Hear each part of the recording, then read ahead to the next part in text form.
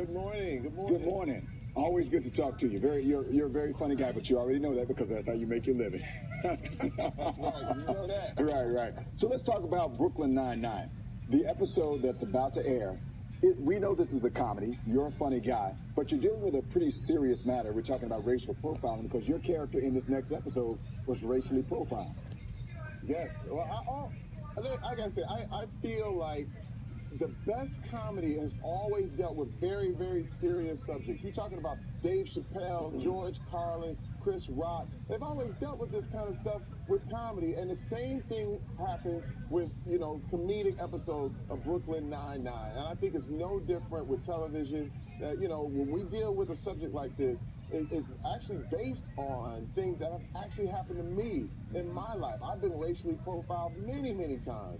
And it kind of deals with some things that I've told to the writers of the show and the whole thing. And it kind of opens up a whole new argument and a whole new way of looking at the police, because we play cops on the show. Right. And what if we get profiled? So it deals with the question, as an African American, am I blue or am I black? Right. And this is kind of a wild, wonderful subject to deal with, and it's a really fun episode. Right. Now, I want to get to back to the show in just a second, but you just mentioned the fact that you have been racially profiled before. And my understanding is that one of the times this happened to you, you were at the airport, and then one of the reasons that they profiled you is because you were a big guy. They thought you were a drug dealer because you paid for your ticket in cash. That's exactly what happened. I wasn't just at the airport. I was on the plane in front of everybody. And the cops came on the plane, pulled me off in front of everyone, and questioned me in the jetway about what was the nature of my business. And they found out I was a football player. Then they wanted my autograph. That blew me away. Now, I was relieved. They let me go, and I took the flight. But then I had to question, like, if I wasn't a football player, would I have been arrested? What would I had to go through because I wasn't a so-called famous or rich or athlete, that kind of thing. And this is the kind of stuff that people go through every day, and they're not famous. And it makes you think and wonder, what's going on. And it's happened to me, and I'm sure it's happening all over the place. And you just have to always question these things and bring these things up so we can talk about it. Right. Back to the show. What is it that you hope people take away from this when they do see this issue? I mean, this particular episode, because it is, again, it's a funny show, but it's a serious matter. What do you hope people take away from this? You know what? I hope that everyone gets from this is empathy. Empathy on both sides.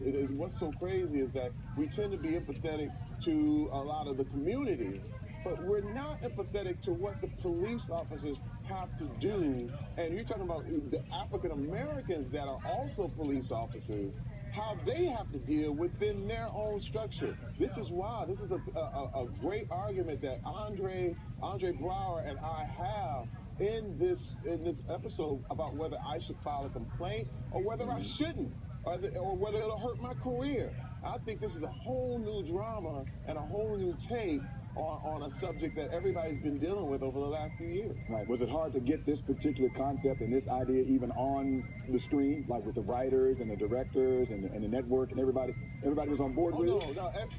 Everybody was great with it. Okay. In fact, our creator, Dan Goor, is one of the most progressive, amazing people.